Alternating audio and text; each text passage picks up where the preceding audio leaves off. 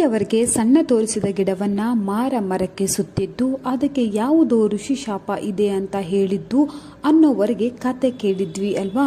ಮುಂದೇನಾಯ್ತು ಅಂತ ನೋಡೋಣ ಬನ್ನಿ. ಅದನ್ನ ಅವತ್ತು ಕಟ್ಟಿ ಹಾಕಿ ಕಾಲಿಂದ ತಲೆವರೆಗೂ ಪ್ರತಿಯೊಂದು ಔಷಧಿ ಅಂತ ಹೇಳಿದ್ದ ಹೊರತು ಅದು ಯಾವುದಕ್ಕೆ ಔಷಧಿ ಅಂತ ಸರಿಯಾಗಿ ಹೇಳಿರ್ಲಿಲ್ಲ. ಬಹುಶಃ ಅದು ಅವನಿಗೂ ಗೊತ್ತಿರಲಿಲ್ಲ ಅನ್ಸುತ್ತೆ. ಹೀಗಿರಬೇಕಾದ್ರೆ ಕೆಲವು ದಿನಗಳ ನಂತರ ಔಷಧಿ ಗಿಡದ ಸಂಗತಿ ಮತ್ತೆ ಮೇಲೆದ್ದು ಬಂತು ನೋಡಿ. ಈ ಸಲ ಅದನ್ನ ಬಂದು ಅಪ್ಪಣ್ಣ ಕಾಡಿನ ಗಿಡಕ್ಕೆ ಕಟ್ಟಿ ಹಾಕ್ತಿದ್ದ. ಇದು ಯಾವುದಕ್ಕೆ ಔಷಧಿ ಅಂತ ತೇಜಸ್ಸೂರ್ ಕೇಳ್ತಾರೆ. ಯಾವುದಕ್ಕೆ ಅಂತ ಗೊತ್ತಿಲ್ಲ, ಇದರ ಎಲೆಗಳನ್ನ ಹಾಲಿಗೆ ಹಾಕಿ ಹಿಂಡಿದ್ರೆ ಗಟ್ಟಿ ಆಗುತ್ತೆ ಅಂತ ಹೇಳಿದ. ನೀನಿದನ್ನ ನೋಡ್ದ ಅಂತ ಕೇಳ್ತಾರೆ. ಹಾಗಂತ ಹೇಳಿದ್ದನ್ನ ಕೇಳಿದ್ದೀನಿ, ಇದಕ್ಕೆ ಹಾಲನ್ನ ಎಲ್ಲಿಂದ ತರಲಿ ಅಂತ ಅಪ್ಪಣ್ಣ ಹೇಳ್ತಾನೆ.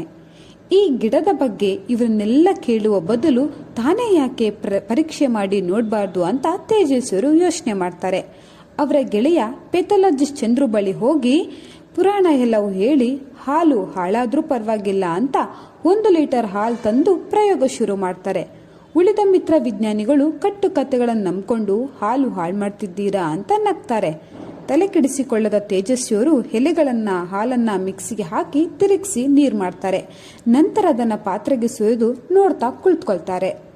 1-2 ನಿಮಿಷ ಕಳೆದು ಹಾಲು ಹೊಡೆಯುವುದೂ ಇಲ್ಲ, ಮೊಸರು ಆಗೋದಿಲ್ಲ, ಇದ್ದಾಗೇ ಇರುತ್ತೆ. ಸರಿ, ಹಾಲು ಹಾಳಾಯ್ತು ಅಂತ ತೀರ್ಮಾನ ಮಾಡಿ ತೇಜಸ್ವಿಯವರು ಬೆರಳನ್ನ ಮುಟ್ಟಿ ನೋಡ್ತಾರೆ. ಹಾಲು ರಬ್ಬರ್ನಂತೆ ಗಟ್ಟಿಯಾಗಿರುತ್ತೆ.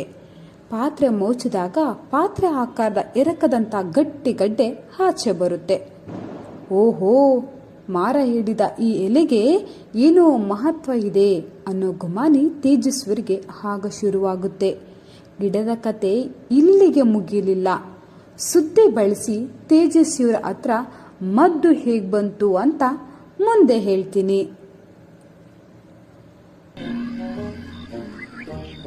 Thank you.